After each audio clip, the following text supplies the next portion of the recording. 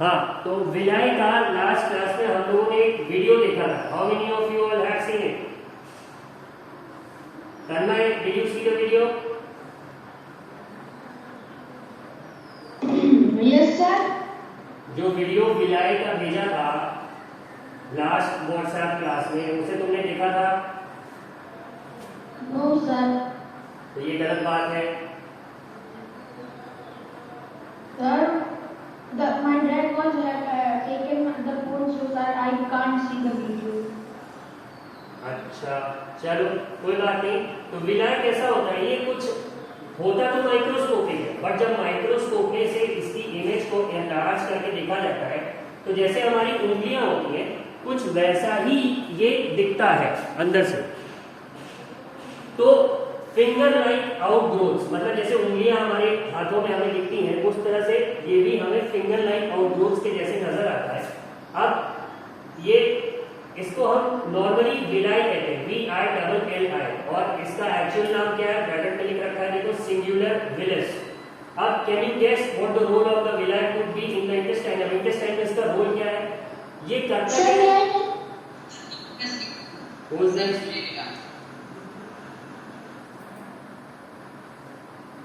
Okay. Now I have to do something जिससे कि तुम लोग बीच में अनम्यूट ना कर.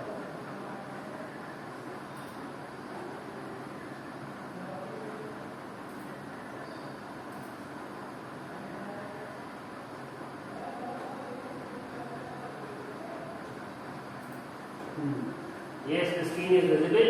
Screen इसके बॉर्डर पे रेड लाइन है. the screen is being shared. हाँ, तो इसका काम क्या है? The villi increase the surface area for absorption.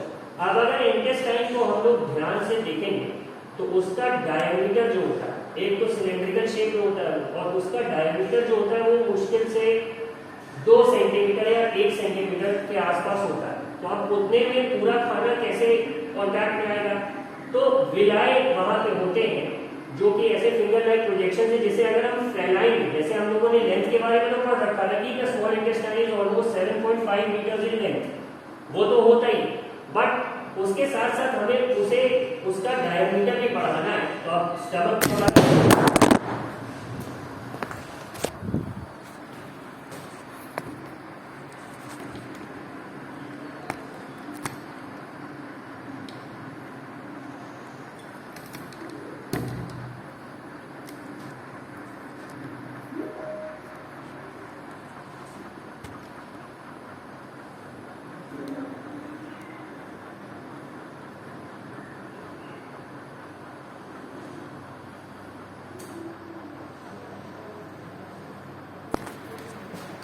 Just a second, let me adjust my phone.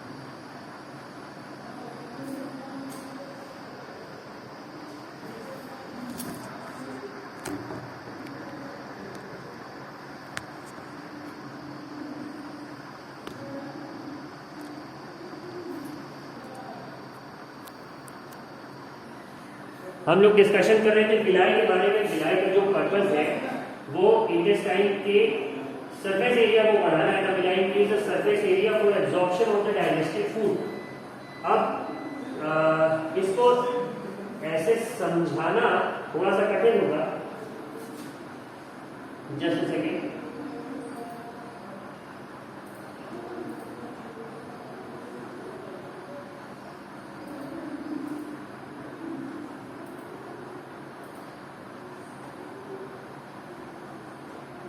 I hope you all can see the screen.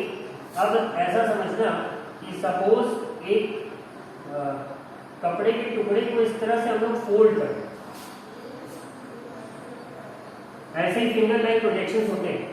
अब ये suppose करना कि अगर इस एंड से और इस एंड से हम इसे खींचेंगे, सीधा करेंगे, तो ये और लंबा हो जाएगा ना दोनों एंड से, इधर से भी और इधर से भी। एक्चुअल में ये देखने में छोटा लग रहा है, बट इसको अगर हम सीधा करेंगे तो ये ज्यादा लंबा हो जाएगा। This is how the surface area is increase. मतलब ये जो फिंगर लाइन प्रोजेक्शंस है बिलाई, ये इसी से हमें हेल्प करते हैं सरफेस एरिया को बढ़ाने में। सो अब ये जो दोनों एंड है, इधर से अगर हम इस लाइन को स्ट्रेच कर देंगे तो ये ज्यादा लंबा हो जाएगा। दिस इज हाउ द बिलाई help in increasing the surface area. तो इसका स्मॉल इंटेस्टाइन में जो ये फिंगर लाइन प्रोजेक्शन है, इसका यही एक काम होता है और it helps in the absorption of more quantity of food, जो कि अगर विलाई ना होते तो अच्छे से ना हो पाता। ठीक है।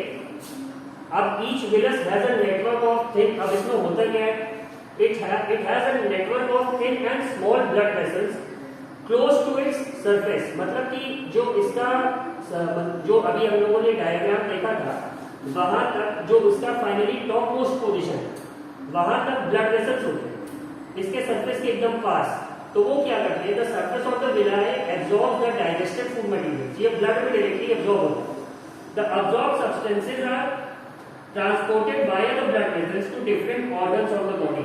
अब यहाँ से सपोज करो बोन्स को ग्रो करने में कुछ एक चाहिए, कैल्शियम चाहिए या विटामिन डी चाहिए, या फिर ब्लड में हीमोग्लोबिन की जरूरत है और हमने पालक खाई, तो वो फाइनली मिलेगा कैसे, हार्ट तक या बाकी ऑर्गन्स तक जाएगा कैसे? तो इसी विलाई से वो अब्सॉर्ब होगा और वहां से वो डिफरेंट ऑर्गन्स के पास ट्रांसपोर्ट कर दिया जाएगा ब्लड वेसल्स के हेल्प से। ठीक है। To different organs of the body where they are used to build complex substances such as proteins required by the body.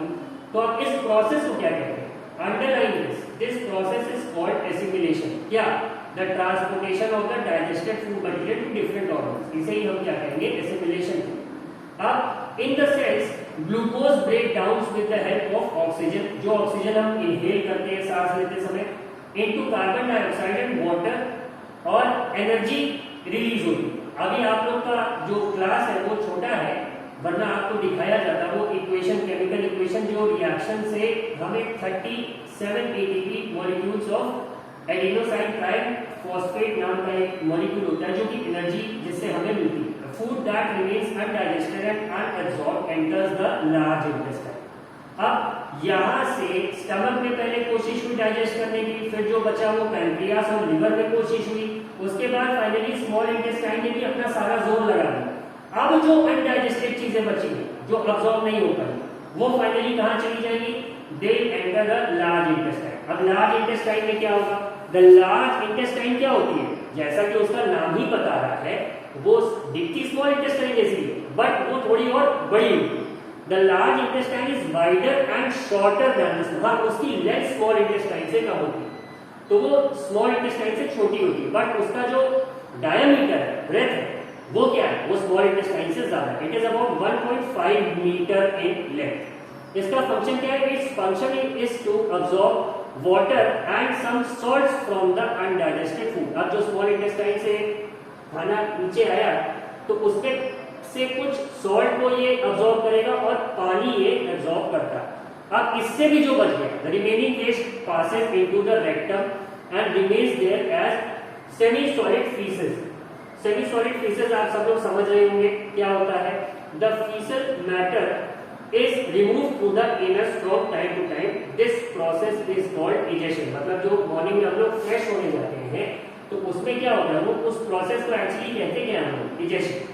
तो this is a little bit of summary कि food कैसे human beings में digest होता है। अब next क्या है, digestion इन grass eating animals. अब जैसे काऊ है या फिर गोट है, जितने भी हर्बीवोरस एनिमल्स जो कि घास खाते हैं, पेड़ पौधे खाते हैं, अब जाना जाए कि उनमें डाइजेशन कैसे होता है। तो ये पूछ रहा है कि have you observe cows, buffaloes and other grass eating animals chewing continuously। अब जैसा कि हमने अक्सर गाय को देखा है वो जल्दी जल्दी अपना खाना पूरा खा लेती है, फिर हम देखेंगे कि बाद में वो आराम से कहीं पे बैठ के the cow sits in a very comfortable position और उसके बाद उसका मुंह हमेशा चलता है। जैसे कि हम लोग च्युइंग गम खाते हैं तो हमारा मुंह चलता रहता है, वैसे काऊ क्या करती है, उसका मुंह हम देखेंगे हमेशा चलता रहता है, जबकि वो उस समय कुछ खा भी नहीं। तो ये क्या है, actually they quickly swallow the grass and store it in a part of the stomach called rumen। अब इनके डाइजेस्टिव सिस्टम का मैकेनिज्म ऐसा है, सोचो कि ये खाने को पहले पूरा कटक जाए, they swallow it, उसके बाद वो इनके स्टमक में ही एक पार्ट है rumen, उसमें क्या होगा, ये स्टोर हो जाएगा। अब यहाँ पे फूड क्या होता है, here the food is partially digested। अब इस rumen में वो पार्शियली डाइजेस्ट हो जाता है और बन जाता है कट, CUD कट। अब जब वो सारा खाना निकल चुकी होगी तो बाद में क्या करेगी, इसी but later the cud returns to the mouth. अब देखो कितना अच्छा प्रोसेस है ये, हम लोगों ने तो जो एक बार खाना फॉलो कर लिया वो पेट में ही जाके डाइजेस्ट होगा and it only comes out जब हमें वॉमिटिंग हो जाएगी। बट यहाँ काउस का देखो डाइजेस्टिव सिस्टम का मैकेनिज्म कितना अच्छा है कि वो जो कट है वो वापस से मुंह में आ जाता है, स्मॉल लम्प्स, मतलब छोटे छोटे लम्प को ऐसा समझो कि थोड़ा सेमी सॉलिड होता है बट एग्जैक्टली वही खाना नहीं होता, तो वो लम्प्स के फॉर्म में वापस से इनके मुंह में आ जाता है और ये उसे च्यू करते रहते हैं, बराबर चबाते रहते हैं। तो इस प्रोसेस को क्या कहते हैं, this process is called as rumination and these animals are called ruminants. कौन से एनिमल्स, जिनका खाना पहले वो स्वॉलो कर जाएंगे, वो रूमन में स्टोर हो जाएगा, फिर जब वो खाली हो जाएंगे तो वो खाना वापस से उनके मुंह में आ जाएगा और वो उसे अच्छे से च्यू करेंगे जिससे कि वो इजीली डाइजेस्ट हो। तो इस प्रोसेस को क्या कहते हैं, पूरे रूमिनेशन, और ऐसे एनिमल्स को क्या कहते हैं, रूमिनेंट्स कहते हैं। ठीक है, अब द ग्रास, मतलब ये जो घास खाते हैं इसमें होता क्या है, द ग्रीन लीफी प्लांट्स या फिर ग्रास जो ये खाते हैं, प्लांट्स में बेसिकली एक चीज होती है सेल्यूलोज। अब ह्यूमन बींग्स में सेल्यूलोज डाइजेस्टिंग एंजाइम नहीं होते, बट काउज और ग्रास ईटिंग एनिमल्स में ये सेल्यूलोज डाइजेस्ट करने के लिए उनका स्टमक एंजाइम्स को सिक्रीट करता है। ये होता क्या है cellulose, it's a type of a carbohydrate. अब कार्बोहाइड्रेट्स क्या होते हैं, आगे चल के जब साइंस तुम्हारी फिजिक्स, केमिस्ट्री और बायोलॉजी में चेंज हो जाएगी तो केमिस्ट्री में ये चीज तुम जाके पढ़ोगे कि अलग अलग एलिमेंट्स पाए जाते हैं हमारे एनवायरमेंट में। तो जैसे कार्बन और हाइड्रोजन दो एलिमेंट्स हैं, हाइड्रोजन तुम्हारा पानी में भी होता है जिसका मॉलिक्यूलर फॉर्मूला H2O होता है। तो ये हाइड्रोजन और ये जो कार्बन होता है, कार्बन क्या होता है, जैसे जब कभी कभी मोमबत्ती या दिया हम जलाते हैं तो उसके ऊपर की जो कालिक होती है, the black suit that develops, वो क्या होता है, कार्बन। तो अब ये जो कार्बन है और ये जो हाइड्रोजन है, जब ये रिएक्ट करके कोई प्रोडक्ट बनाते हैं तो इसी को हम कार्बोहाइड्रेट कहते हैं। तो सेल्यूलोज क्या होता है, ये भी एक तरह का, कार्बोहाइड्रेट्स बहुत सारे तरह के होते हैं, मतलब अनकाउंटेबल समझ लो। ठीक है, तो ये सेल्यूलोज होता है, ये भी एक तरह का कार्बोहाइड्रेट है। तो अब इन ruminants like cattle, deer etcetera, bacteria जो होता है इनके रूमन में वो क्या करता है, helps in the digestion of cellulose. मतलब जब ये तुरंत से घास खाते हैं तो सबसे पहले उसका सेल्यूलोज डाइजेस्ट हो जाता है, कहाँ पे, Roman. Many animals including humans can not digest cellulose, हम लोग डाइजेस्ट नहीं कर पाते, लेकिन animals like horses, rabbit etc. have a large sac-like structure called cecum between the esophagus and the small intestine. The cellulose of the food is digested here by the action of certain bacteria which are not present in humans. तो humans में वो unfortunately bacteria होते नहीं है, तो cellulose हम लोग digest नहीं कर पाते। अब अभी तक आपने क्या सीखा, so far you have learned about animals which possess the digestive system, but there are many small organisms which do not have a mouth and a digestive system. Then how do they acquire and digest food. अब ऐसे भी organism है जिनमें digestive system इतना high नहीं है, तो वो अपना खाना कैसे खाते हैं और कैसे डाइजेस्ट करते हैं। अब नीचे हम माइक्रो ऑर्गेनिज्म का एग्जाम्पल देखेंगे कि जिसका नाम होता है अमीबा, एक तरह का माइक्रो ऑर्गेनिज्म होता है, बैक्टीरिया कहते हैं, ठीक है।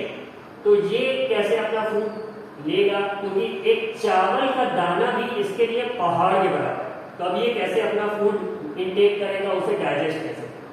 तो सबसे पहले हम इसी का एग्जाम्पल देखते हैं, feeding and digestion in amoeba, या फिर इसे हम लोग नेक्स्ट क्लास में करेंगे। आज के लिए इतना ही कि ह्यूमन बींग्स में डाइजेशन कैसे होता है और फिर जो ग्रास ईटिंग एनिमल्स है उनमें कैसे होता है। याद रखने की चीजें क्या क्या है कि स्टमक में क्या क्या डाइजेस्टिव जूसेस और एसिड सेक्रेट होते हैं, फिर लिवर और पैंक्रियास कैसे हेल्प करते हैं, फिर स्मॉल इंटेस्टाइन का क्या रोल होता है, उसमें विलाई का क्या रोल होता है, फिर लार्ज इंटेस्टाइन में क्या होता है। ये तो बात हो गई human digestive system.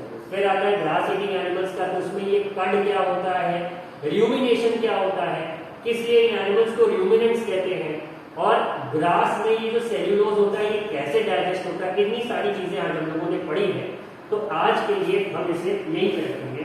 Now I allow you all to switch on the mics for some questions.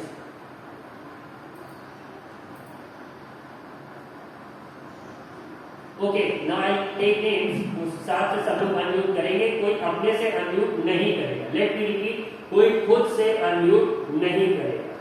Shivendra, Shivendra can you hear me? Yes. तो बताओ कि र्यूमिनेशन क्या होता है? Rumination is a process where a cow can eat food and store it in a rumen, and when eating free, then he can take it in his mouth and chew it again to digest it very easily. मतलब ये जो बताया ये अच्छे से समझ में आ गया ना Shivendra? Yes, sir. Any questions? नहीं बता। हाँ, नहीं बता कैसे सर इंग्लिश आप आते हैं हिंदी में? अरे कोई प्रॉब्लम नहीं, मतलब you have understood the process ना। Any questions if you have? No sir, there is no problem. Okay, thank you Shivendra. Ragini, हाँ अब बताओ तो कि सेल्यूलोज क्या होता है?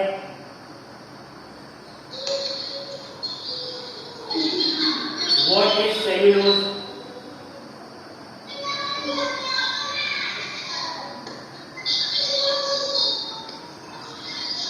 Ragini, what is cellulose?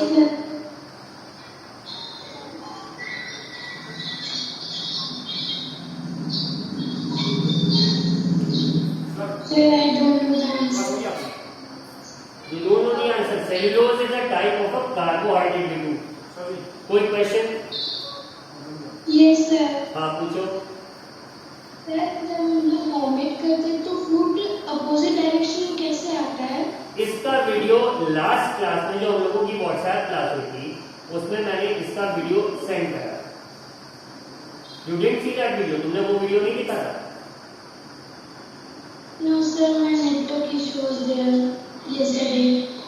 Yesterday नहीं, I took the class on sorry Monday I was there, Wednesday, हाँ Wednesday को मैंने ये वीडियो ग्रुप पे सेंड करा।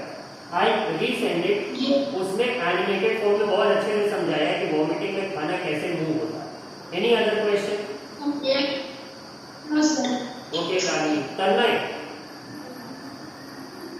Yes, sir.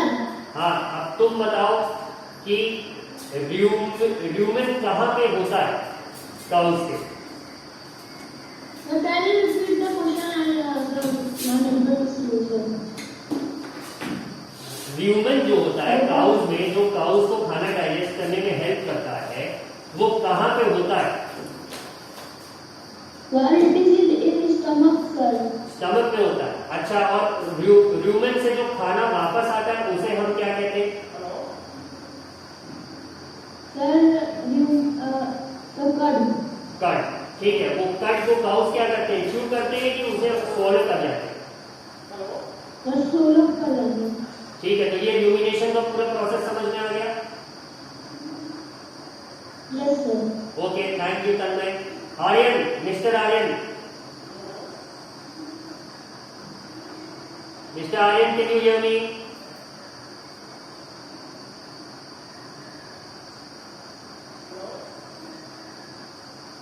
आर्यन नहीं है। Okay, then that's all for today. अब आपके नेक्स्ट क्लास का टाइम हो रहा है। I hope you all understood the process. अगली क्लास में हम लोग अमीबा में कैसे डायलेशन होता है उसे अच्छे से समझेंगे, और जो भी डाउट्स होंगे go through the human dilation once again, उसे अभी हम लोगों की जो व्हाट्सएप की क्लास होगी उसमें हम लोग डिस्कस करेंगे। So till then, thank you class. Okay, sir. Thank you, sir.